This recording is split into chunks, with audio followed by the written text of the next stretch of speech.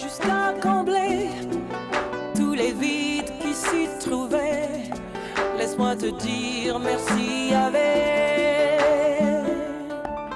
ton amour a essaimé dans tout mon être jusqu'à combler tous les vides qui s'y trouvaient. Laisse-moi te dire merci avec.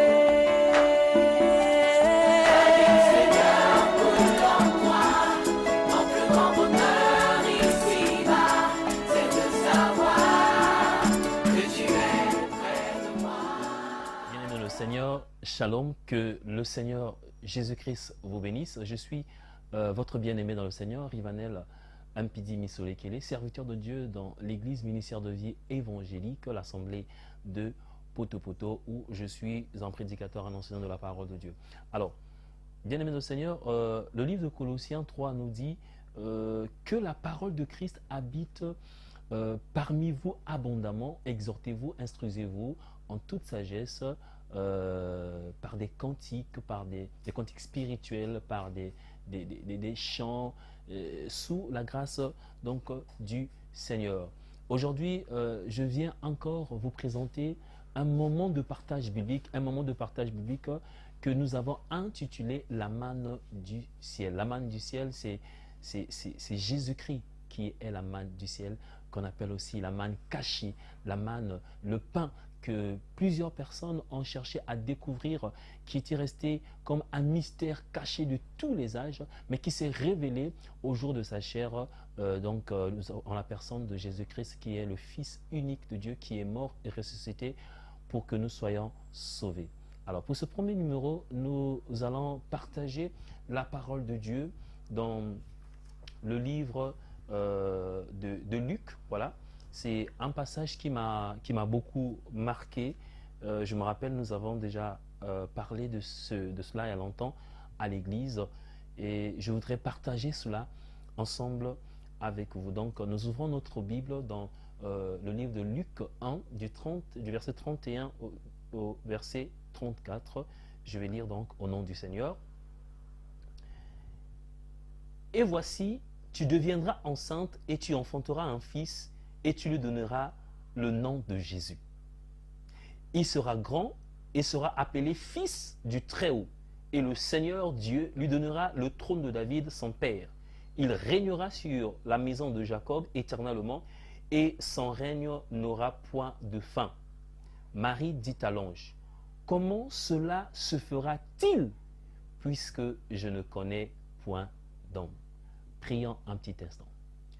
Seigneur, nous te remettons ces moments. Laisse que ta main soit étendue et que mon bien-aimé, ma bien-aimée qui me suit maintenant, soit touché par la parole de Dieu et que nous puissions être forts tous ensemble afin que nous puissions relever les défis et que lorsque les moments pénibles arriveront, lorsque les moments où le diable voudrait nous ramener en arrière, que la main de l'Éternel s'étende pour que nous puissions être forts via cette parole que nous allons écouter. Que ton nom soit béni au nom de Jésus. Amen. Alors, j'espère que vous êtes assis confortablement et nous allons donc parler de ce thème. Comment cela se fera-t-il? Comment cela se fera-t-il? Alors, vous voyez l'histoire ici, on nous parle donc de Marie.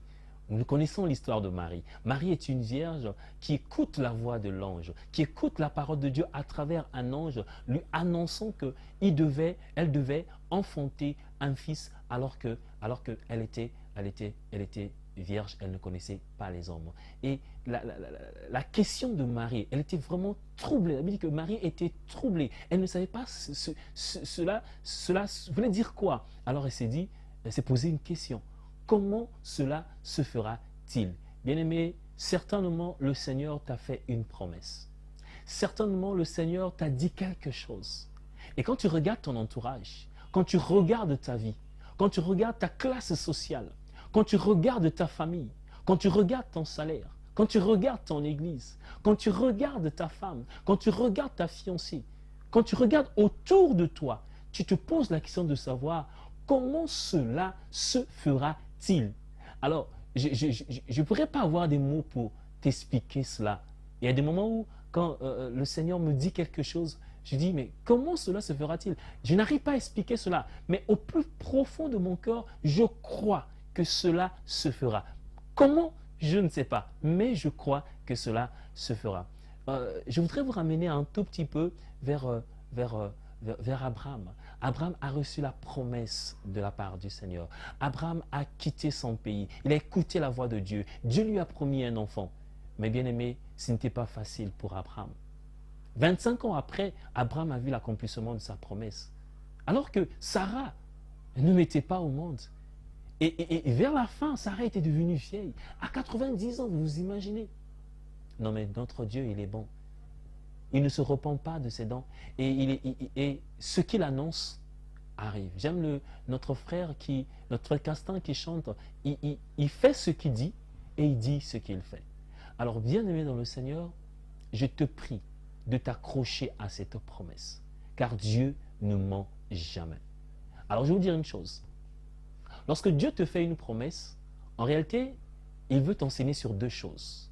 La patience et la persévérance. Car cette chose finira par arriver. Mais il faudrait que tu sois patient et que tu sois persévérant pour voir l'accomplissement de cette promesse dans ta vie.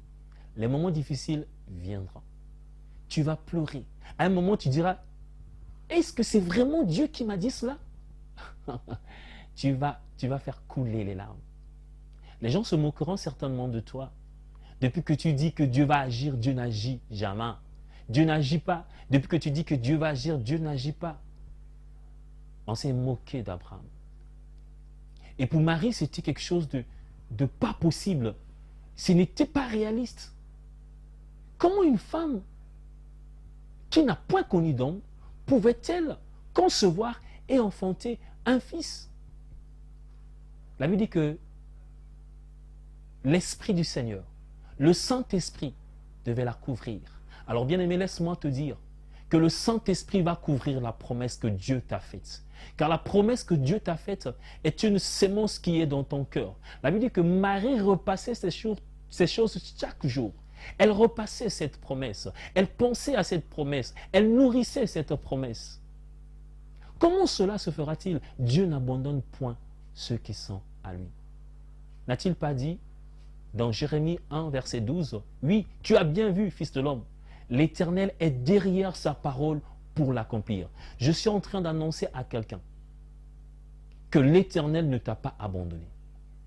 Ce qu'il a dit, il finira toujours par l'accomplir. Sois fort, mon bien-aimé. Sois fort, ma bien-aimée. Les moments difficiles viendront. Cela n'est que normal. Quelqu'un dit, mais ceux qui ont eu des promesses, ils ont salué les promesses de loin, comme Abraham, comme tout ce monde, ils ont salué de loin. Ils n'ont pas vu l'accomplissement de leurs promesses. Laisse-moi te dire, il y a deux types de promesses. Il y a une promesse faite à une nation. Généralement, ceux qui reçoivent la promesse ne voient pas l'accomplissement de cette promesse parce qu'elle est faite pour une nation. Donc des générations vont venir et après la promesse s'accomplira. Mais ce qui est sûr, ceux qui l'ont vu, ceux qui l'ont reçu, ne vont pas vivre l'accomplissement de cette promesse. Mais à Siméon, il lui a été dit, alléluia, tu ne mourras pas aussi longtemps que tu ne toucheras pas, aussi longtemps que tu ne verras pas le salut, aussi longtemps que tu ne verras pas le Fils de l'homme. Et laisse-moi te dire que tu ne mourras pas. Même si tu tombais dans le péché, Dieu va te relever. Car il n'est pas un menteur, il n'est pas un fils de l'homme pour mentir. Ce qu'il a dit, il finira toujours par l'accomplir. Alors je prie maintenant pour toi qui me suis.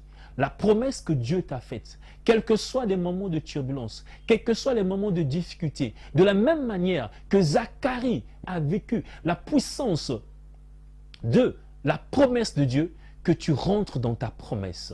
Sois persévérante. Je prie que la promesse de Dieu s'accomplisse dans ta vie au nom de Jésus. Que tous les obstacles qui se lèvent contre toi, écrase-les. Écrase-les par la puissance du Saint-Esprit. La Bible dit que l'ennemi, si l'ennemi venait comme un fleuve, l'Esprit du Seigneur les mettra en fuite.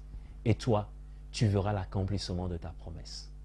Que le Seigneur te bénisse et nous allons nous retrouver certainement pour pour un autre moment de partage dans la manne du ciel, Christ qui est venu du ciel. Que Dieu vous bénisse au nom de Jésus. Amen.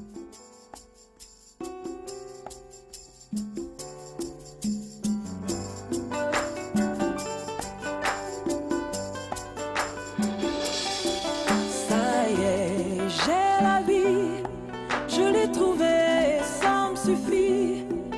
Plus besoin d'aller voir ailleurs, car ailleurs y a pas meilleur. Ça y est.